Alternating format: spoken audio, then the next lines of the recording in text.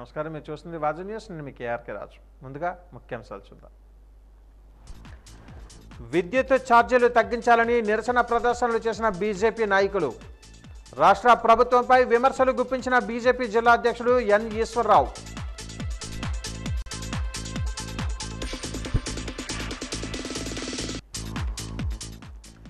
పన్నెండవ రోజుకు చేరుకున్న అంగన్వాడీ కార్యకర్తల సమ్మె.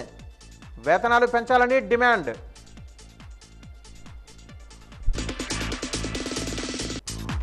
రాజీవ్ క్రీడా మైదానంలో ఆడుదాం ఆంధ్ర సన్నాహక సమావేశం.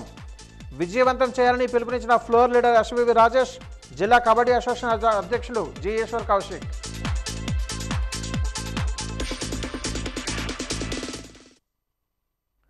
వివరాలు చూద్దాం. కలెక్టరేట్ సమావేశ మందిరంలో జిల్లా స్థాయి వ్యవసాయ సలహా మండలి సమావేశం చైర్మన్ వెంకటేశ్వర ఆధ్వర్యంలో జరిగింది. ఈ సందర్భంగా సంయుక్త కలెక్టర్ మయూర్ అశోక్ మాట్లాడుతూ ధాన్యం సేకరణలో రైతుల సమస్యలను పరిష్కరించడానికి కంట్రోల్ రూమ్ని ఏర్పాటు చేయడం జరిగిందని, మిల్లర్ల నుంచి ఏమైనా కొర్రీలు ఉంటే కాల్ సెంటర్కు రైతులు నేరుగా ఫోన్ చేయాలని తెలిపారు.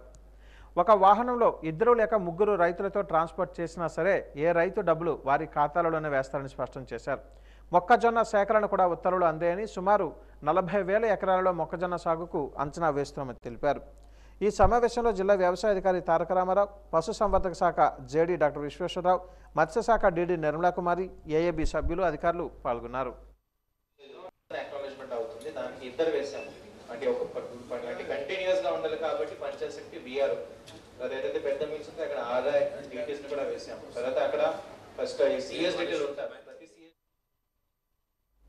విద్యార్థులు డిగ్రీ పట్టా అందుకోవడంతోనే సరిపెట్టుకోకుండా నిరంతర విజ్ఞానంతో పైకి ఎదగాలని సెంచూరియన్ విశ్వవిద్యాలయం ఛాన్సలర్ ప్రొఫెసర్ జిఎస్ఎన్ రాజు పిలుపునిచ్చారు. విశ్వవిద్యాలయం 3వ స్నాతకోత్సవం సందర్భంగా ఇక్కడ జరిగిన కార్యక్రమంలో ఆయన మాట్లాడుతూ యువత సవాళ్లను ఎదుర్కొనే విధంగా వారిని తీర్చిదిద్దుతున్నామని అన్నారు. అందుకు అనుగుణంగా కోర్సులను రూపొందించడం, పరిశోధన కేంద్రాల ఏర్పాటు, ఆవిష్కరణల దిశగా పయనించడానికి అవసరమైన వాతావరణాన్ని కల్పించామని అన్నారు. ప్రతి విద్యార్థి సర్వతోముఖాభివృద్ధి దిశగా తీర్చిదిద్దడమే లక్ష్యంగా అడుగులు వేస్తున్నామని తెలిపారు. కేంద్ర ప్రభుత్వం నూతన విద్యా విధానం 2022 ప్రవేశపెట్టక ముందు నుంచే ఇక్కడ విధానాన్ని అమలు చేస్తున్నామని గుర్తు చేశారు.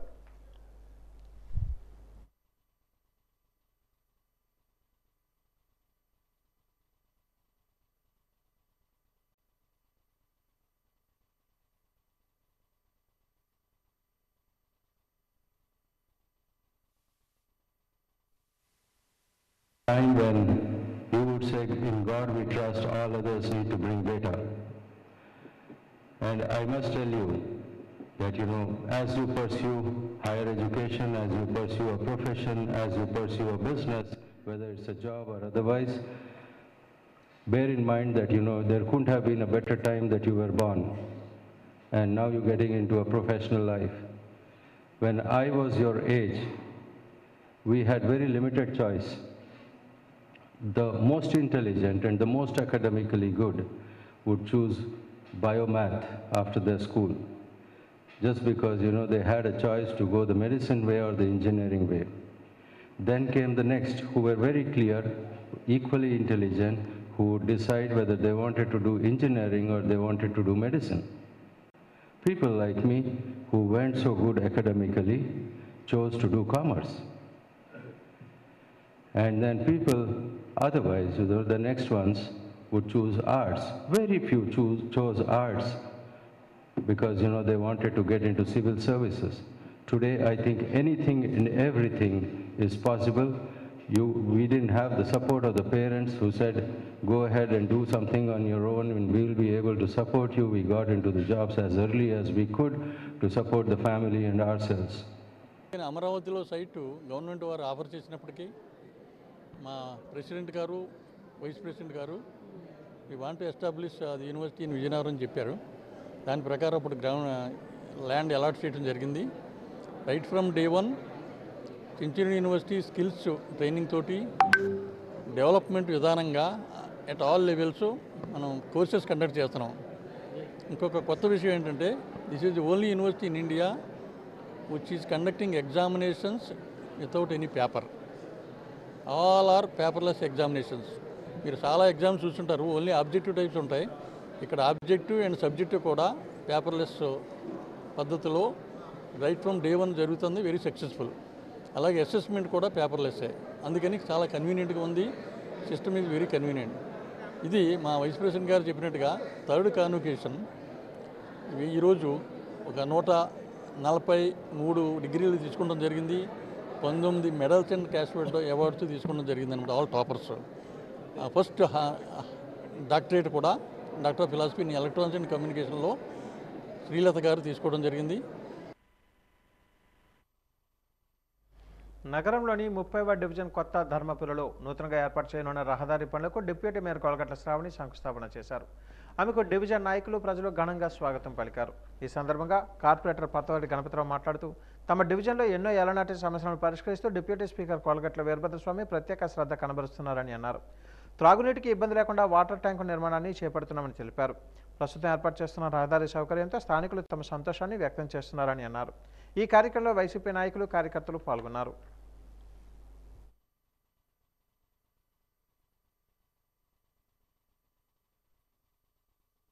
సుమారు 17 లక్షల డిప్యూటీ మేయర్ అయినటువంటి శ్రావణి మేడం గారు రావడం జరిగింది. అయితే ఇక్కడ ఎప్పటి నుంచో ఈ కాలనీ వాసుల కాలనీలో సీసీ రోడ్లు, సీసీ డ్రైన్ లేకపోవడం, ప్రజలు ఇబ్బంది పడడం గమనించి ఈరోజు మన డిప్యూటీ స్పీకర్ గారు ఇది రోడ్ని, సీసీ కాలువల్ని శాంక్షన్ చేయడం జరిగింది. ఆ కార్యక్రమంలో ఈరోజు శంకుస్థాపన చేయడం జరిగింది. అయితే ఏదైతే మాట చెప్తారో ఆ మాటని తప్పకుండా దాని కార్యక్రమాన్ని రూపొందించిన ఒక వీరభద్రస్వామి గారికే సాధ్యమైందని మా కాలనీ వాసులు అందరూ ఎంతో ఆనందంతో ఉన్నారు. అయితే ఇక్కడ సుమారుగా ఈ ఏరియాలో కొత్త ధర్మపూర్లో లో వోల్టేజ్ సమస్య ఉన్నదని చెప్పిన వెంటనే ఆ లో వోల్టేజ్ సమస్యని ఒక 2 నెలలనే పూర్తి చేసి వారి యొక్క సమస్యను పూర్తి చేసి వారి యొక్క మనల్ని, ప్రజల మనల్ని అంతా పొందారనేసి సగర్వంగా చెప్పుకుంటున్నాం. రాష్ట్ర ప్రభుత్వం ఎంతో ప్రతిష్టాత్మకంగా ఆడుదాం ఆంధ్ర కార్యక్రమాన్ని నిర్వహిస్తుందని ఫ్లోర్ లీడర్ ఎస్వివి రాజేష్, జిల్లా కబడ్డీ అసోసియేషన్ అధ్యక్షులు ఈశ్వర్ కౌశిక్ అన్నారు. ఈరోజు స్థానిక రాజు క్రీడా ప్రాంగణంలో సన్నాహక సమావేశాన్ని నిర్వహించారు. ఈ సందర్భంగా వారు మాట్లాడుతూ సచివాలయ స్థాయి నుంచి ప్రారంభమైన ఆడుదాం ఆంధ్ర కార్యక్రమాన్ని రాష్ట్ర స్థాయికి చేరుకుంటాయని అన్నారు. పౌరులలో ఆరోగ్యం, శారీరక దారుఢ్యాన్ని ప్రోత్సహించేందుకు, అలాగే రాష్ట్ర వ్యాప్తంగా ఉన్న క్రీడా ప్రతిభను పెంపొందించేందుకు ఆడుదాం ఆంధ్ర చక్కటి వేదిక వంటిదని అన్నారు. 15 సంవత్సరాల కంటే ఎక్కువ వయసు ఉన్నవారు సచివాలయ స్థాయి మ్యాచ్లో డిసెంబర్ 26 నుంచి cricket, badminton, volleyball, kho kho, volleyball, kabaddi వంటి 5 క్రీడాంశాలలో పోటీలు నిర్వహించనున్నాయని అన్నారు. సచివాలయ స్థాయి క్రీడలలో విజేతలుగా నిలిచిన వారు మండల స్థాయి క్రీడలకు వెళ్తారని అన్నారు. ఇక్కడ అర్హత సాధించిన సభ్యులకు అధికారికంగా ఆడుదాం ఆంధ్ర టీషర్ట్లు, క్యాప్లను అందించబడతాయని అన్నారు. ప్రతి ఒక్కరూ ఈ పోటీలలో పాల్గొని ఆడుదాం ఆంధ్ర స్ఫూర్తిని రాష్ట్ర వ్యాప్తంగా ప్రతిధ్వనించేలా విజయవంతం చేయాలని కోరారు. వార్డు అడ్మిన్ కార్యదర్శులతో ఏర్పాటు చేసిన ఈ సమావేశంలో కమిషనర్ ఆర్ శ్రీరాములు నాయుడు, సహాయ కమిషనర్ ప్రసాదరావు, మండల పరిషత్ అధ్యక్షుడు మామిడి అప్పలనాయుడు, సెట్ విద్య CEO B Ramgopal, corporator కంటుబుక్త Tavitiraju, కాళ్ళ సూరిబాబు, ఎండీఓ గంట వెంకట్రావు తదితరులు పాల్గొన్నారు.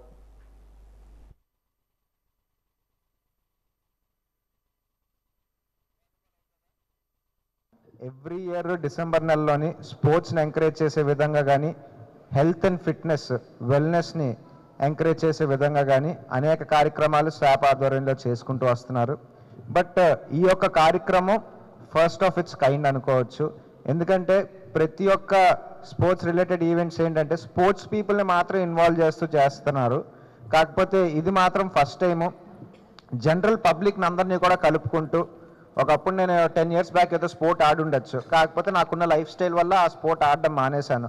ఈ యొక్క ప్లాట్ఫామ్ని ప్రవేశపెట్టి ఈ యొక్క కార్యక్రమం ద్వారా మళ్ళీ నాలాంటి ఎంతోమంది ప్లేయర్స్కి వాళ్ళ యొక్క పాత స్పోర్ట్స్ని రీఇంట్రడ్యూస్ చేసి, ఓకే ఇందులో నేను మళ్ళీ ఆడచ్చు, నేను మళ్ళీ ఫిట్గానే ఉన్నాను అనే ఒక రియలైజేషన్ తీసుకొచ్చి మళ్ళీ ఒక హెల్దియర్ లైఫ్ స్టైల్ని పరిచయం చేయాలని ఒక ఆలోచనతోటి ఆడుదాం ఆంధ్ర అనేది జనరల్ పబ్లిక్ నుంచి ఒక రిజిస్ట్రేషన్స్ని తీసుకొచ్చి చేయడం జరుగుతుంది.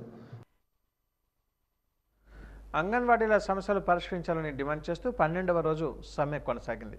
ఈరోజు పోస్ట్ కార్డుల ద్వారా ముఖ్యమంత్రికి తమ సమస్యలు మొరపెట్టుకున్నారు. అనంతరం పిల్లలకు అన్నం పెట్టే చేతులతో రోడ్లపైన అన్నం తినాల్సిన స్థితికి ప్రభుత్వం తీసుకొచ్చిందని ఆవేదన వ్యక్తం చేశారు.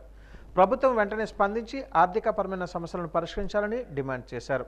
ఈరోజు సమ్మెకు ఐద్వా, UTF, STU, PRTU, APTF, APPTA, B Rao, Srikanth, Bhaskar Rao, Sadasiva Rao, Lok Satta party రాష్ట్ర అధ్యక్షులు బీశెట్టి బాబ్జీ, సీనియర్ లాయర్ రుక్మిణి తదితరులు మద్దతు ప్రకటించారు.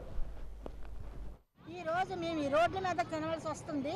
ఈ అన్నం పెట్టిన చేతిలో మేము ఈ రోజు ఈ రోడ్ల మీద తినవలసి వచ్చింది. ఇప్పటికైనా ప్రభుత్వం దిగి రాదని మేము అడుగుతున్నాము. అసలు ఎప్పుడు ఈ రోజు 12 రోజులు బట్టి సమ్మె చేస్తున్నాము. అసలు నీకు వినిపిస్తుందా లేదా? మేము ఏమైనా ఈ గొంతం కోరికలు అడుగుతున్నామా? ఇన్ని కోట్లు పెట్టి చీరలు ఖర్చు పెట్టాము, ఇన్ని కోట్లు పెట్టి ఫోన్లు ఖర్చు పెట్టాము, ఇన్ని కోట్లు పెట్టి సిమ్ములు ఖర్చు పెట్టామని అడుగుతున్నారు. మా కింద ఏమైనా ఖర్చు పెట్టారా? పనికిమాలి సిమ్ములు ఇచ్చి, పనికిమాలి ఫోన్లు ఇచ్చి, పనికిమాలి చీరలు ఇచ్చి ఆ చీరలు మేము అడిగామా? ఏమైనా సిమ్ములు అడిగా, ఫోన్లు అడిగామా? పనికిమాలి దానికి అన్ని ఖర్చు పెట్టుకొని మాకు పనికొచ్చిందని వాళ్ళేమో ఉషశ్రీ గారు మాట్లాడడం చాలా పొరపాటు పనిది. ఎంతో మేమే గొంతం కోరికలు అడగలేదు. సమాన వేతనం సమాన పనికి అని అడుగుతున్నాం. కానీ ఈ రోజు కూడా 12వ రోజు అయిపోయింది, కానీ కనీసం ఇప్పుడు కూడా మనకి సమాధానం రాలేదు. సీఎం కానీ మీరు ఈ రకంగా అడుగుతున్న పాటిస్తున్నాం. విజయనగరం జిల్లా గజపతి నగరంలో అంగన్వాడీలు 12వ రోజు నిరవధిక సమ్మెలో భాగంగా పోస్టు కార్డు ఉద్యమాన్ని పెద్ద ఎత్తున చేపట్టారు. తమ సమస్యలను పోస్టు కార్డుల రూపంలో ముఖ్యమంత్రి జగన్మోహన్ రెడ్డికి తెలిపేందుకు పోస్టు కార్డులు పోస్ట్ చేస్తున్నామని తెలిపారు. ఈ కార్యక్రమంలో దత్తి రాజారు, మెంటాడ, గజపతి నగరం మండలాలకు అంగన్వాడీలు పాల్గొన్నారు.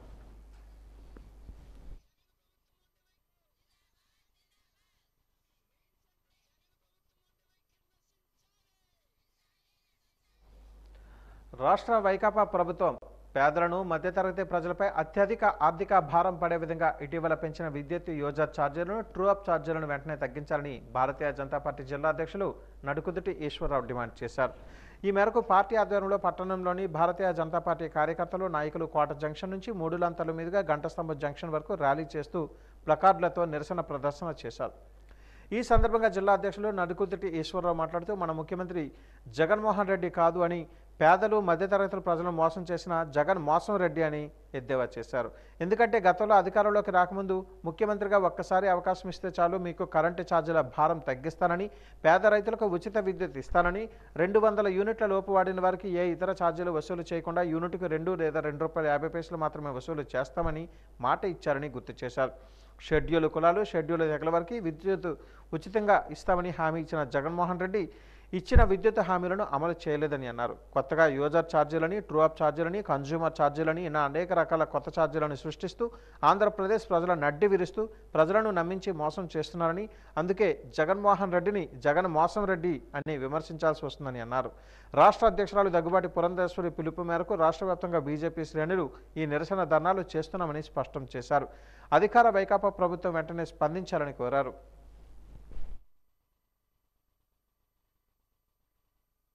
ప్రభుత్వం చేస్తున్నటువంటి నిరంకుశ పాలనకి రోజు రోజుకి పేదలు అందపాతాళానికి నొక్కేస్తున్నారు. పేదల్ని ఎన్నికల ముందు ఉచిత విద్యుత్ ఇస్తాను, పేదలకి, ఎస్సీ ఎస్టీలకి 200 యూనిట్ల వరకు కరెంటు ఉచితంగా ఇస్తానన్న వైసీపీ ప్రభుత్వం కేవలం 4 సంవత్సరాల పరిపాలనలో 8 సార్లు విద్యుత్ రేట్లు పెంచారు. 4 సంవత్సరాల పరిపాలనలో 8 సార్లు విద్యుత్ రేట్లు పెంచారు. ఇంతకు ముందు ఎప్పుడూ కూడా ఆంధ్రప్రదేశ్లో ఏ ప్రభుత్వం కూడా ఇన్నిసార్లు విద్యుత్ రేట్లు పెంచిన దాఖలాలు ఎక్కడా లేవు. 2019లో ₹50 ఉన్న కరెంటు బిల్లు ఈరోజు ₹150 వస్తుంది. 2019లో ₹300 వచ్చిన కరెంటు బిల్లు ఈరోజు ₹900 వస్తుంది. ఇంత దారుణంగా 2-3 రెట్ల కరెంటు పెంచిన ఘనత మన జగన్మోహన్ రెడ్డి గారిది. ఆ రోజు పాదయాత్రలో నడుచుకుంటూ పేదలందరికీ ముద్దులు పెడుతూ నేను మీకోసం వస్తున్నాను, నన్ను ఒక్క అవకాశం ఇవ్వండి, మీ అందరికీ కూడా ఉచిత విద్యుత్ ఇస్తాను, మద్యపానం నిషేధం చేస్తాను అని మాయమాటలు చెప్పిన జగన్మోహన్ రెడ్డి అధికారంలోకి వచ్చినాక ఈరోజు పేదలు గుర్తు రావడం లేదు, ఎస్సీ ఎస్టీలు గుర్తు రావడం లేదు, మర్చిపోయాడు. ఈరోజు ఎవరికి ఏ సంక్షేమ కార్యక్రమాలు లేవు, ఆంధ్రప్రదేశ్లో ఎటువంటి అభివృద్ధి కార్యక్రమాలు లేవు. ఇటువంటి సమయంలో విద్యుత్ రేట్లని దారుణంగా పెంచి పేదలను అడ్డు విరుస్తున్నటువంటి ఈ జగన్మోహన్ రెడ్డి ప్రభుత్వం మీద భారతీయ జనతా పార్టీ ఈరోజు ప్రశ్నిస్తుంది. విద్యార్థులలో దాగి ఉన్న సృజనాత్మకతను వెలికి తీసేందుకు వైజ్ఞానిక ప్రదర్శన ఎంతగానో ఉపయోగపడతాయని ఫోర్ట్ సిటీ పాఠశాల చైర్మన్ కేఏపీ రాజు ఎలియాస్ శివ అన్నారు. గణిత మేధావి రామానుజన్ జయంతిని పురస్కరించుకుని ఈరోజు పాఠశాలలో ఏర్పాటు చేసిన విజ్ఞాన ప్రదర్శనలు ఆయన ప్రారంభించారు. ఈ సందర్భంగా ఆయన మాట్లాడుతూ ప్రతి ఏటా మాదిరిగానే ఈ ఏడాది కూడా విజ్ఞాన ప్రదర్శనలు పాఠశాలలో ఏర్పాటు చేశామని అన్నారు. విద్యార్థులు స్వయంగా చేసిన ప్రాజెక్టులలో వారికి ఉన్న నైపుణ్యానికి అద్దం పడుతున్నాయని అన్నారు. ఈరోజు దాదాపు 2000 పైన ప్రదర్శనలు రావడం ఆహ్వానించదగ్గ పరిణామం అని అన్నారు. ఈ కార్యక్రమం ఇంతలా విజయవంతం కావడానికి శ్రమించిన పాఠశాల అధ్యాపక సిబ్బందికి, విద్యార్థులకు, వారి తల్లిదండ్రులకు ఈ సందర్భంగా ఆయన కృతజ్ఞతలు తెలిపారు. ఈ కార్యక్రమంలో పాఠశాల డైరెక్టర్లు అశోక్, మధు, నీలిమ, ప్రిన్సిపల్ డాక్టర్ రోహినా ఖాన్ తదితరులు పాల్గొన్నారు.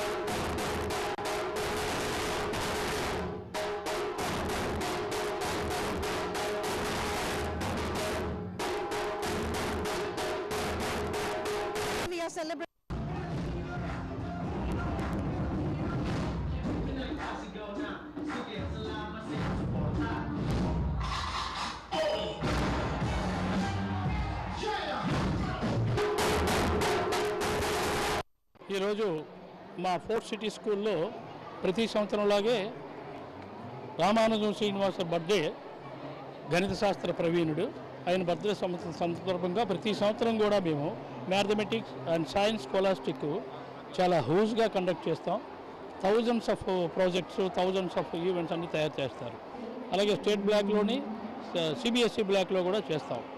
ఈ కార్యక్రమానికి అందరూ సహకరించిన మా స్టాఫ్ అందరికీ కూడా మేనేజ్మెంట్ తరఫున ధన్యవాదాలు తెలుపుకుంటున్నాను. అలాగే మా స్టూడెంట్స్ ఎంతో ఇంట్రెస్ట్గా, ఎంతో నాలెడ్జ్ గ్యాదర్ చేసి ఇవన్నీ చేస్తున్నారు. దాని గురించి మా స్టాఫ్కి, మా ప్రిన్సిపాల్కి అందరికీ కూడా నా ధన్యవాదాలు తెలుపుకుంటున్నాను. రాష్ట్రంలోని సన్న, చిన్నకారు, పేద, దళితుల భూములు కబ్జాలకు అవకాశం ఇచ్చే ఆంధ్రప్రదేశ్ రాష్ట్ర భూమి హక్కు చట్టాన్ని వెంటనే రద్దు చేయాలని కోరుతూ లోక్సత్తా పార్టీ రాష్ట్ర అధ్యక్షుడు బీశెట్టి బాబ్జీ శనివారం కలెక్టరేట్ వద్దనున్న జ్యోతిరావు పూలే విగ్రహం వద్ద ప్రభుత్వానికి వ్యతిరేకంగా నిరసన తెలియజేశారు. ఈ సందర్భంగా బీశెట్టి మాట్లాడుతూ దేశంలో ఎక్కడా లేని దుర్మార్గపు చట్టాన్ని ముఖ్యమంత్రి జగన్మోహన్ రెడ్డి 2023 అక్టోబర్ 31వ తేదీన జీవో నెంబర్ 512 పేరుతో విడుదల చేశారని, ఇది అమలు జరిగితే ప్రజలు ఆస్తులకు సరాఘాతంగా మారుతుందని, సామాన్య రైతుల హక్కులు బలవంతంగా లాక్కోవడమేనని, ఆంధ్రప్రదేశ్ భూ హక్కు చట్టం విధానమేనని బీశెట్టి ఆవేదన వ్యక్తం చేశారు.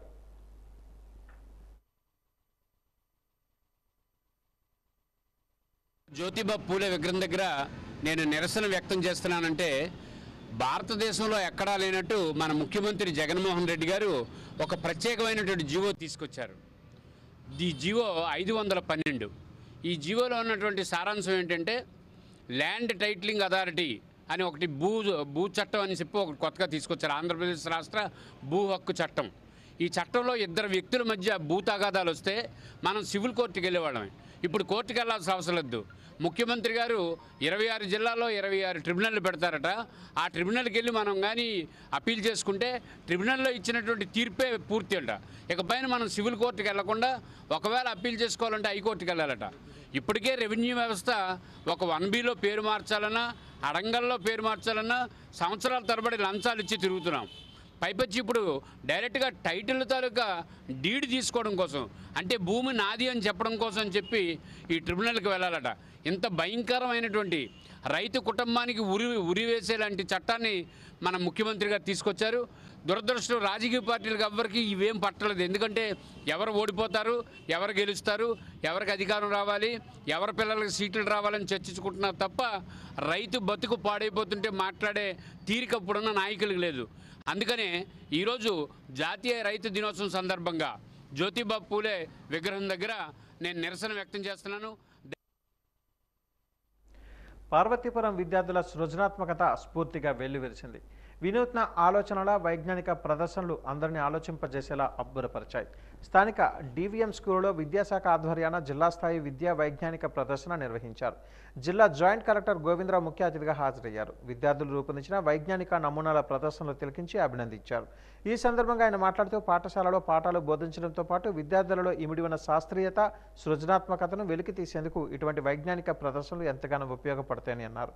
తరగతి గది నుండే వినూత్న ఆలోచనలకు బీజం వేసి భావి శాస్త్రవేత్తలుగా ఎదిగేందుకు తోడ్పాటు అందించాలని అన్నారు. విద్యార్థి దశ నుండి సృజనకు ప్రోత్సహిస్తూ సామాజిక అంశాలని పరిశోధనకు ఎంచుకొని కొత్త ఆలోచనలతో నమూనాలను రూపొందించి ప్రతిభ చూపాలని సూచించారు.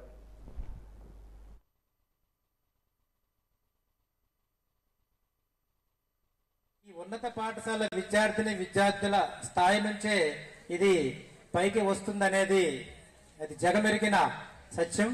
ఇలాంటి విద్యా వైజ్ఞానిక ప్రదర్శనలు ఏర్పాటు చేయడం, వాటిలో అనేక రకాల స్కూల్స్ నుంచి విద్యార్థులు, ఉపాధ్యాయ మిత్రులు పార్టిసిపేట్ చేయడం అనేది చాలా కీలకమైన అంశం. ఫస్ట్, సెకండ్, థర్డ్ అవి పక్కన పెడితే ఎంతవరకు మనం పార్టిసిపేషన్ చేసామో, ఎంతవరకు మనకున్న స్కిల్ని డెవలప్ చేసుకోవడానికి ప్రయత్నం చేస్తున్నాం అనేది వెరీ వెరీ వెరీ ఇంపార్టెంట్. కాబట్టి ఆ విధంగా విద్యార్థులు ఇక్కడికి ఇప్పుడే చెప్పారు, సుమారు 180 ప్రదర్శనల వరకు తీసుకొని రావడం జరిగిందని చెప్పి. బొబ్బిలి బైపాస్ రోడ్ సింగారపు వీధిలో వేంచేసి ఉన్న శ్రీ శ్రీ శ్రీ వైభవ వెంకటేశ్వర స్వామివారి ఆలయంలో ముక్కోటి ఏకాదశి సందర్భంగా ఉత్తర ద్వారం ద్వారా అశేష సంఖ్యలో భక్తులు ఉదయం 5 గంటల నుంచి స్వామివారిని, అమ్మవారిని దర్శించుకొని తీర్థ ప్రసాదాలు స్వీకరించారని ఆలయ ధర్మకర్త గంబలి శ్రీని తెలిపారు.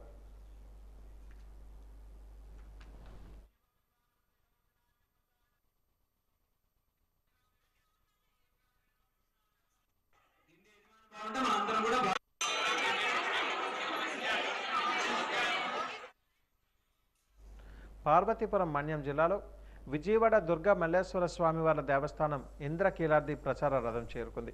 ఈ ప్రచార రథానికి కోలాటంతో స్వాగతం పలుకుతూ ఊరేగింపు కార్యక్రమాన్ని అంగరంగ వైభవంగా నిర్వహించారు. ఉత్తరాంధ్రలో ప్రచారం నిర్వహించుకుంటూ పార్వతీపురం మన్యం జిల్లాకు చేరిన ఈ ప్రచార రథం ప్రతి ఊరు వెళుతుంది. ప్రధానంగా భవానీ దీక్షాదారులు అమ్మవారి ప్రచార రథానికి ప్రత్యేకంగా పూజలు నిర్వహిస్తున్నారు. ఈ సందర్భంగా ప్రధాన అర్చకులు మాట్లాడుతూ పార్వతీపురం జిల్లాలోని అన్ని గ్రామాలకు ప్రచార రథం తిరిగి బొబ్బిలి చేరుకుంటుందని అన్నారు. అమ్మవారిని దర్శించుకున్న వారికి సుఖ సంతోషాలు కలుగుతాయని చెప్పారు.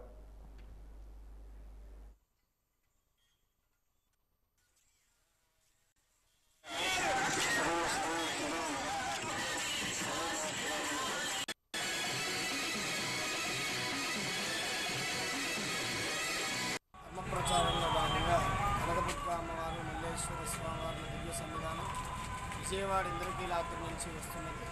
దీన్ని ప్రచార రథము అంటారు. ధర్మ ప్రచారంలో భాగంగా ఈ రథం అన్ని గ్రామాలకు వెళ్తూ ధర్మ ప్రచారాన్ని, అలానే దేవాలయానికి సంబంధించినటువంటి రవాణా దీక్షల గురించి చెప్పుకుంటూ వెళ్తుంది.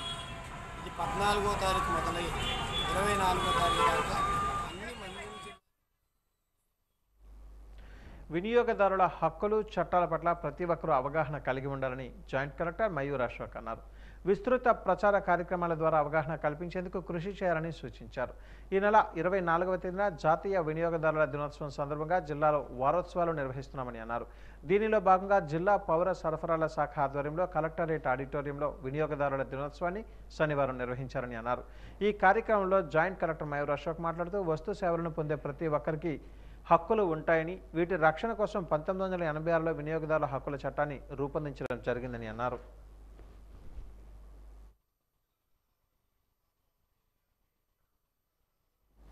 సర్వశిక్ష అభ్యాసంలో పనిచేస్తున్న కాంట్రాక్ట్ అవుట్సోర్సింగ్ ఉద్యోగులకు మినిమం ఆఫ్ టైమ్ స్కేల్ అమలు చేసి వేతనాలు పెంచాలని ఉద్యోగులు కోరుతున్నారు.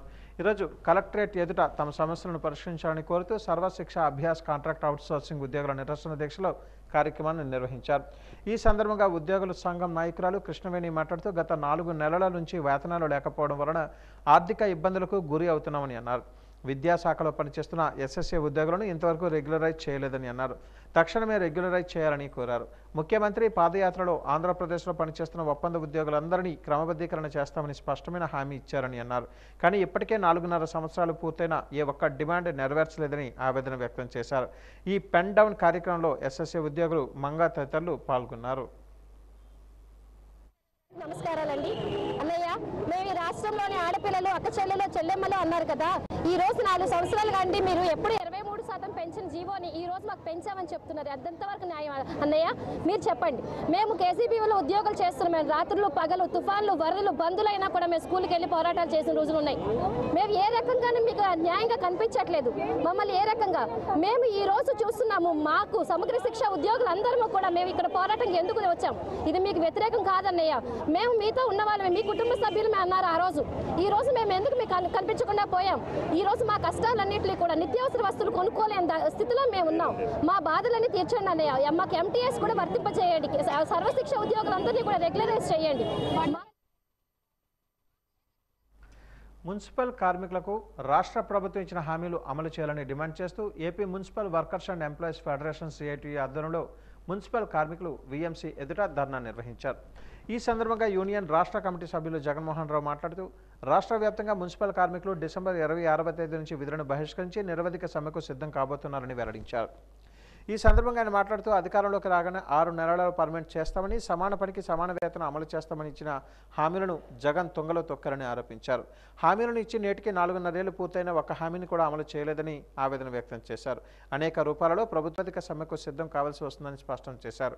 ముషిడిపల్లి, రామతీర్థాలు, నెల్లిమర్ల మాస్టర్ పంపు హౌస్ కార్మికులు నేటికి కాంట్రాక్టు విధానంలో మగ్గిపోతున్నారని, 2022లో 3 నెలలు, 2023లో 3 నెలలు జీతాలు బకాయిలు ఉన్నాయని తెలిపారు. పీఎఫ్, ఈఎస్ఐ అమలు చేయడం లేదని, తక్షణమే బకాయిలు చెల్లించి పంపు హౌస్, విలీన ప్రాంత ప్లాంటేషన్ కార్మికులను కార్పొరేషన్ కార్మికులుగా గుర్తించాలని డిమాండ్ చేశారు. ఈ కార్యక్రమంలో కార్మికులు అరుణ్, అప్పారావు, చంద్రరావు, రాజు, రమేష్, నారాయణరావు, సూరి, రాఘవ తదితరులు పాల్గొన్నారు. మంచినీరు అందిస్తున్నటువంటి Nellimarla, Musidipalli, Ramatheerthalu master pump house కార్మికులకి 2022లో 3 నెలల జీతాలు బకాయిలున్నాయి. 2023లో సెప్టెంబరు, అక్టోబరు, నవంబర్ వేతనాలు బకాయిలు ఉన్నాయి. కాంట్రాక్టర్ గారు పీఎఫ్, ఈఎస్ఐ కూడా సక్రమంగా కట్టడం లేదు. ఈ సమస్యని పదే డిఏ గారి దృష్టికి తీసుకెళ్తున్నా అదిగో రేపిస్తాం, ఇదిగో ఎల్లుండిస్తామని చెప్తున్నారు. మొన్న కాంట్రాక్టర్ గారిని, డిఏ గారిని కలిసి కూర్చోబెట్టి మాట్లాడితే మొదట 2 నెలల బకాయిలు వారం రోజుల్లో వేస్తామని చెప్పారు. మిగతా 2 నెలల బకాయిల్ని జనవరి 10వ తారీఖులోపు వేస్తామని చెప్పేసి హామీ ఇచ్చారు. కానీ వారం రోజులు కాదు కదా, 10 రోజులు దాటిపోతుంది. ఇంకా మనిషి పత్తా లేడు, జీతం ఎప్పుడు వేస్తారో తెలియదు. అందుకని చెప్పి ఈరోజు కమిషనర్ గారిని కలవడం కోసం వచ్చాం. కమిషనర్ గారు కలిసాం. ఆయన మళ్ళీ ఈ సమస్యని చర్చించి మాట్లాడి పరిష్కారం చేస్తామని చెప్పేసి హామీ ఇచ్చారు. మరొక వైపు ఈ రాష్ట్రంలో ఎవరికీ లేని జరిగిన అన్యాయం ఈ పంప్ హౌస్ కార్మికులకు జరిగింది. మొత్తం రాష్ట్రంలో ఉన్నటువంటి కార్మికులందరూ ఆప్కాసులో ఉంటే ఇక్కడ టర్నకీ సిస్టమ్ రద్దు చేయకుండా మెన్ను, మెటీరియల్ని కాంట్రాక్టర్కి అప్పచెప్పి ఈరోజు వీళ్ళందరికీ జీవితాలతో ఈరోజు నగరపాలక సంస్థ ఆడుకుంటుంది. మిగతా ఆప్కాస్ కార్మికులందరూ కూడా 15,000 రూపాయల జీతం తీసుకుంటుంటే వీళ్ళు 20 సంవత్సరాల నుంచి పనిచేస్తున్న వాళ్ళు 11,000, 12,000, 13,000తో సరిపెట్టుకోవాల్సినటువంటి దౌర్భాగ్యమైనటువంటి పరిస్థితిని ఈరోజు కార్పొరేషన్ కల్పించింది.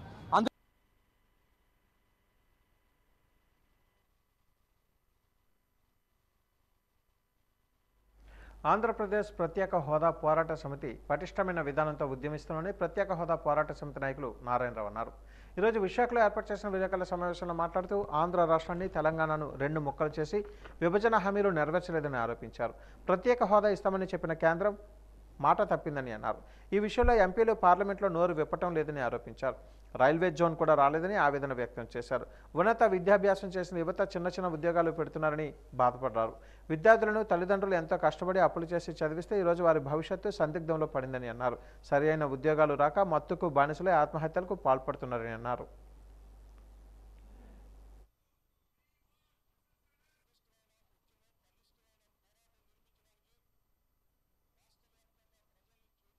చేయడానికి ప్రత్యేక హోదా మాత్రమే ఈ రాష్ట్ర అభివృద్ధి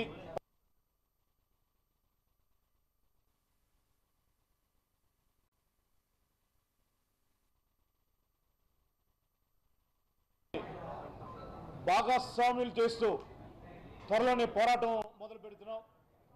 ఈ విశాఖపట్నం కేంద్రంగా త్వరలోనే ఈ రాష్ట్రం ఇప్పటికే 10 సంవత్సరాలు అంధకారంలో ఉంది. పెండింగ్ ప్రాజెక్టులు రావట్లేదు, ప్రత్యేక హోదా ఇవ్వట్లేదు, రైల్వే జోన్ కానీ మనకు రావాల్సిన హైదరాబాద్లో ఉన్న ఆస్తులు, తెలంగాణలో ఉన్న ఆస్తులు కూడా పంపకాలు జరగలేదు. ఈ రాష్ట్రం నుంచి అడిగే గొంతుకన్నీ చచ్చిపోయింది, మోగపోయాయి. వీరమరణం పొందారేమో మాకు అర్థం కావట్లేదు. తెలంగాణలో ఉన్నటువంటి మొన్న మంత్రి కోమటిరెడ్డి వెంకటరెడ్డి గారు మేము ఢిల్లీలో ఉన్నప్పుడు ఆంధ్ర భవన్ పర్యటించి ఇది తెలంగాణ భూమి, ఇది పంచేయండి అని ఆయన ఎంతో ధైర్యంగా చెప్పాడు. ఒక్క ఆంధ్రప్రదేశ్ నుంచి ఒక్క నాయకుడు కూడా తెలంగాణలో ఉన్న ఆంధ్రప్రదేశ్ ఆస్తుల్ని ఎప్పుడు పంచుతారు, వేల కోట్లు ఉన్న ఆర్టీసీ ఆస్తుల్ని ఆంధ్రప్రదేశ్ ప్రజలకి ఎప్పుడు అప్పచెపుతారు అనే అడిగే మనిషి ఈ ఆంధ్రప్రదేశ్లో లేకపోవడం బాధాకరమైన విషయం. ప్రత్యేక హోదా అంశం కూడా ఇలాగే మరుగున పడిపోయింది. పక్కనున్న స్టీల్ ప్లాంట్ని అమ్మేశారు, మాట్లాడే దిక్కు లేదు. ఉద్యమ నాయకుల్ని కూడా దరిదాపు వాళ్ళు మోసం చేశారు, అన్ని రాజకీయ పార్టీ నాయకులు కూడా. ఎర్రపల్లి కన్నయ్య సమావేశ ప్రాంగణంలో ఆంధ్రప్రదేశ్ మత్స్య కార్మికుల సంఘం రాష్ట్ర 2వ మహాసభలు జరిగాయి. ఈ సందర్భంగా సిపిఐ నాయకులు సత్యనారాయణమూర్తి మాట్లాడుతూ 972 కిలోమీటర్ల తీర ప్రాంతంలో వేటకు వెళుతున్న మత్స్యకారులకు రక్షణ లేదని, సరైన సౌకర్యాలు లేవని ఆరోపించారు. నదులలోనూ చెరువులలోనూ వేటాడే మత్స్యకారులకు రక్షణ కల్పించే విధానాలను ప్రభుత్వం చేపట్టడం లేదని ఆగ్రహం వ్యక్తం చేశారు. ఇక్కడ ఉపాధి దొరకక మత్స్యకారులు గుజరాత్, చెన్నై, పరదీప్, మంగళూరు ప్రాంతాలకు వలసపోతున్నారని ఆవేదన వ్యక్తం చేశారు. ఉపాధి కోసం మత్స్యకారులు వలసపోతున్నారని, అంతేకాకుండా అంతర్జాతీయ జలాలను దాటి వెళ్లారని ఆరోపిస్తూ పాకిస్తాన్, శ్రీలంక జైళ్లలో మత్స్యకారులు మగ్గిపోతున్నారని అన్నారు.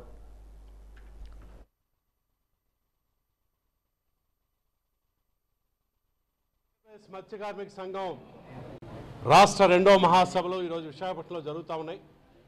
ఈరోజు మత్స్యకారులు ఇటు తీర ప్రాంతం 972 కిలోమీటర్లు అటు డొంకూరు నుంచి, శ్రీకాకుళం జిల్లా డొంకూరు నుంచి ఈరోజు తిరుపతి జిల్లా తడ అవతల వరకు ఉన్నటువంటి తీర ప్రాంతంలో 972 కిలోమీటర్ల తీర ప్రాంతంలో సముద్రంలోకి వేటకెళ్ళేటటువంటి మత్స్యకారులకి సరైన రక్షణ లేదు, సౌకర్యాలు లేవు. అదేవిధంగా ఈ నదుల్లోని, చెరువుల్లోని వేటాడేటటువంటి మత్స్యకారులకు సంబంధించి కూడా రక్షణ కల్పించేటటువంటి పద్ధతుల్లో ఏ ప్రభుత్వాలు సరైన చర్యలు తీసుకోవట్లా. ఈరోజు మన రాష్ట్ర దౌర్భాగ్యం ఏంటో మనకు తెలియదు, కానీ పాలకులు ఎవరైనా మత్స్యకారులు ఇక్కడ ఉపాధి దొరక్క అటు గుజరాత్, పక్కన పారాదీపు, చెన్నై, మంగళూరు తదితర పోర్టులకి ఇక్కడి నుంచి ఉపాధి కోసం వలసపోతున్నటువంటి పరిస్థితి ఉంది.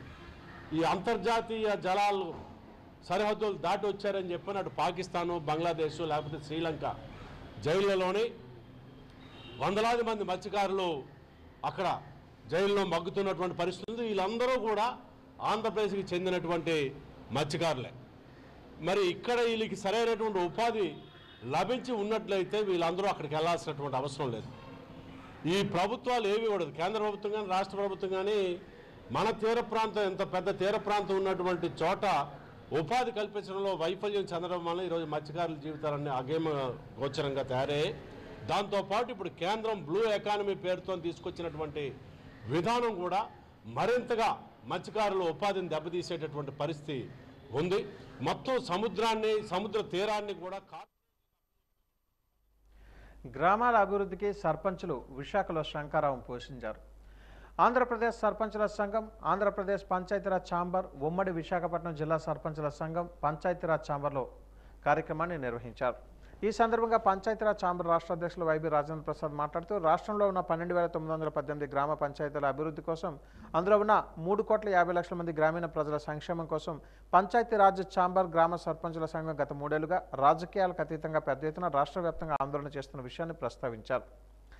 రాష్ట్ర సర్పంచుల సంఘం అధ్యక్షురాలు వానపల్లి లక్ష్మీముత్యాలరావు మాట్లాడుతూ సర్పంచులుగా ఎందుకు ఎన్నికయ్యామని బాధపడుతూ సర్పంచులు కన్నీళ్లు పెట్టుకుంటున్నారని అన్నారు. గ్రామాలను అభివృద్ధి చేస్తామని ప్రజలకు హామీ ఇచ్చే సర్పంచులుగా ఎన్నికైనప్పటికీ గ్రామాలలో ఏ విధమైన పని చేయలేకపోతున్నామని, కనీసం మౌలిక వసతులు కల్పించలేని దయనీయ స్థితిలో ఉన్నామని ఆవేదన వ్యక్తం చేశారు. ఈ రాష్ట్ర ప్రభుత్వం పంచాయతీలను గాంధీజీ కలలుగన్న గ్రామ స్వరాజ్యాన్ని నిర్వీర్యం చేస్తుందని ఆరోపించారు. పంచాయతీలకు రాష్ట్ర ప్రభుత్వం నిధులు ఇవ్వకపోగా కేంద్ర ప్రభుత్వం ఇచ్చిన నిధులను కూడా పంచాయతీలకు చేరకుండా అడ్డుకుంటుందని ఆరోపించారు. గ్రామ పంచాయతీల అభివృద్ధి కోసం అందులో ఉన్న 3,50,00,000 మంది గ్రామీణ ప్రజల యొక్క సంక్షేమం కోసం మా పంచాయతీరాజ్ ఛాంబర్, మా సర్పంచుల సంఘం గత 3 సంవత్సరాలుగా రాజకీయాలకు అతీతంగా పెద్ద ఎత్తున ఆందోళన కార్యక్రమాలు, ఉద్యమాలు చేస్తున్నాం. కానీ రాష్ట్ర ప్రభుత్వం ఏమాత్రం స్పందించడం లేదు. మా న్యాయబద్ధమైన 16 డిమాండ్లు పరిష్కరించాలని చెప్పి రాష్ట్ర ప్రభుత్వాన్ని కోరినా కనీసం చేమకుట్టినైనా లేకుండా, కనీస స్పందన లేకుండా రాష్ట్ర ప్రభుత్వం వ్యవహరించడం జరుగుతుంది. ఆ 16 సమస్యలు, మేము కోరే డిమాండ్లు అవేవో మా సర్పంచులు, మా పంచాయతీరాజ్ ప్రతినిధులు కావు. అవి మా గ్రామీణ ప్రజలవి.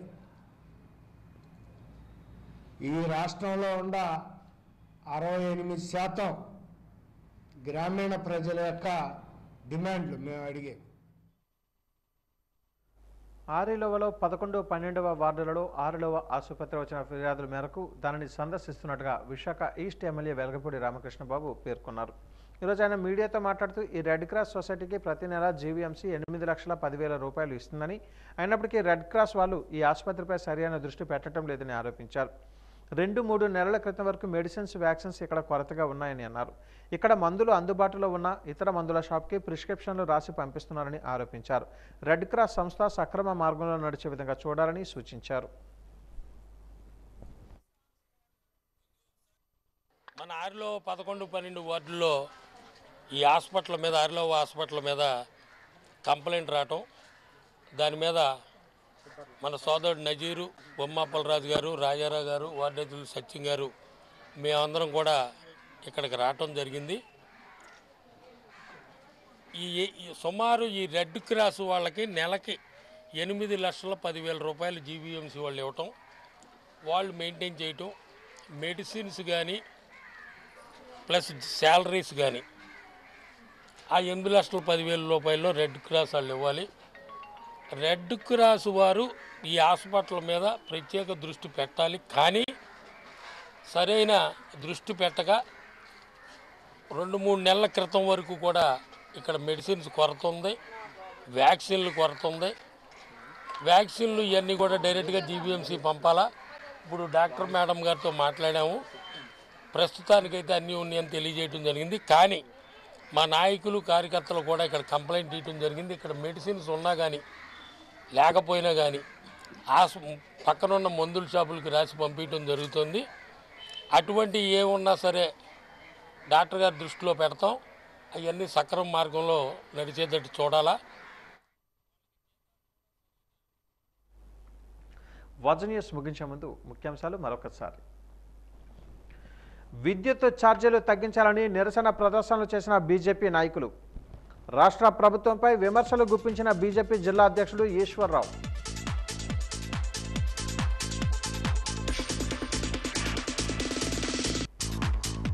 పన్నెండవ రోజుకు చేరుకున్న అంగన్వాడీ కార్యకర్తల సమ్మె, వేతనాలు పెంచాలని డిమాండ్.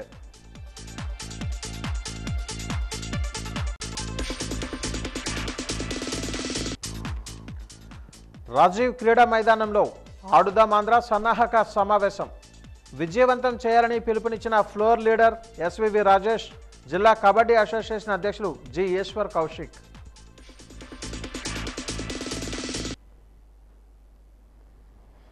వాజీ న్యూస్ ఇంతటితో సమాప్తం. నమస్కారం.